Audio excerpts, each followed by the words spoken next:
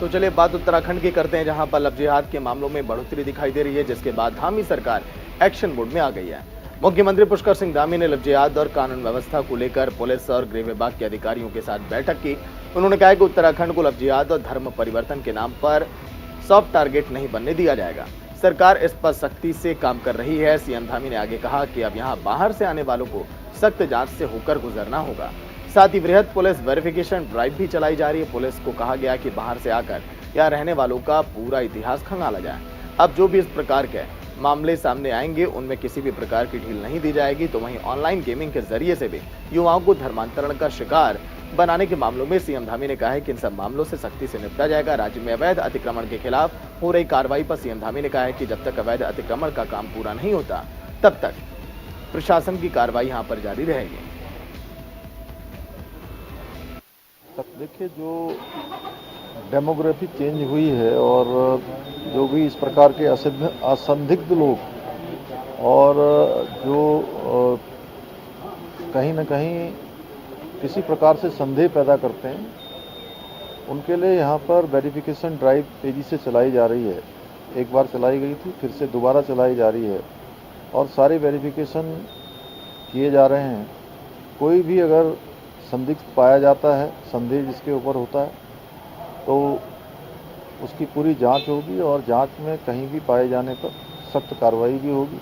इसी प्रकार से जो लव जिहाद के जो मामले आए हैं उस पर भी हमने सख्ती से जो है उसकी जांच, सख्ती से उस पर कार्रवाई इसके लिए पहले ही कहा है। देखिए, निश्चित रूप से इसके अंदर बहुत बड़ा कोई न कोई मैं कहूँ कि एक साजिश है या बहुत सोची समझी रणनीति है जिसके तहत ये हुआ है। लेकिन उत्तराखंड में अब सभी लोग इसमें जागरूक भी हुए हैं और सरकार भी इस पर अब सख्ती से काम करेगी और इसको बिल्कुल आगे बढ़ने नहीं दिया। नहीं, सॉफ्ट टारगेट जो लोग मानते रहे होंगे पहले, जिन्होंने किया होगा, लेकिन अब ये सॉफ्ट टारगेट नहीं है। अब यहाँ पर हर प्रकार से जांच से गुजरना होगा और सख्त कार्रवाई को भी उसका भी सामना करना होगा। देखिए, ये अतिक्रमण बहुत गंभीर विषय है और इस पर कुछ लोगों ने भ्रम फैलाने की भी कोशिश की है। हमने बार बार ये बात कही है कि जो लोग लंबे समय से 50 सालों से 100 सालों से जो काबिज हैं, पुरानी जो बसावटें हैं या गोठ हैं, खत्ते हैं, वन भूमि पर लंबे समय से काबिज हैं, उनको हमने कहा है कि उनका नियमितीकरण करने के लिए, उनको नियमित करने के लिए, उनका पक्का करने के लिए हमने कैबिनेट की एक सब कमेटी बनाई है। लेकिन जिनके कारण से ये सब डेमोग्राफिक चेंज हुआ है, जिससे कारण से कानून व्यवस्था की स्थिति खराब हुई है और सरकारी भूमि पर जिन्होंने प्रतीक स्थल के नाम पर जमीनों को कब्जाने का जो एक खेल शुरू किया हुआ है वो नहीं चलेगा। और उसके लिए हमने पहले भी कहा कि जो लोग इस प्रकार की चीज़ों को जिन्होंने किया है वो स्वतः ही उसको समाप्त कर लें, अन्यथा हम जो है प्रशासन जो है विधिक रूप से उन पर कार्रवाई जो चल रही है वो चलती रहेगी। वहीं बैठक के बाद सीएम धामी हरिद्वार पहुंचे, जहां पर सीएम धामी ने हरिद्वार में आयोजित व्यापारी सम्मेलन में हिस्सा लिया। सीएम धामी ने सम्मेलन में शामिल होने से पहले कावड़ मेला को लेकर जानकारी साझा की।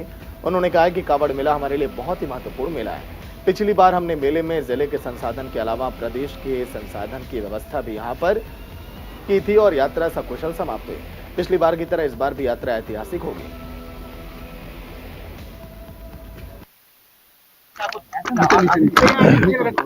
हमारे देश के यशस्वी प्रधानमंत्री मोदी जी के 9 साल का कालखंड पूरा हुआ है और इस 9 साल के कालखंड में हर वर्ग के लिए, हर समाज के लिए, हर क्षेत्र के लिए उन्होंने अनेकों ऐसे काम किए हैं जिनसे सबके जीवन में बदलाव आया है।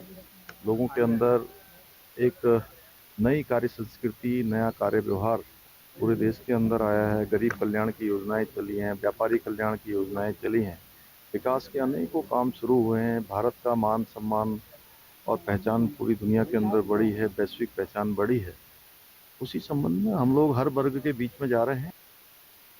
कावड़ मेला हमारे लिए बहुत महत्व का मेला है। पिछली बार से हमने इसकी जो शुरुआत की थी कि जो यहाँ पर जिले के संसाधनों के अलावा प्रदेश से भी जो है मेले के लिए और संसाधन जुटाए जाएं, उसके लिए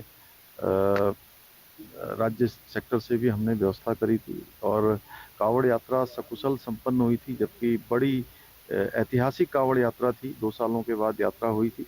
इस बार भी यात्रा ऐतिहासिक होगी। हम सभी कांवड़ शिव भक्तों का यहाँ स्वागत करेंगे। देवभूमि में जिस प्रकार से चारधाम यात्रा चल रही है, पूरी चारधाम यात्रा आज पूरे अपने जोश के साथ भक्तों का एक उमंग, उत्साह लगातार बर्फबारी के कारण बरसात के बाद भी कम नहीं हो रहा है।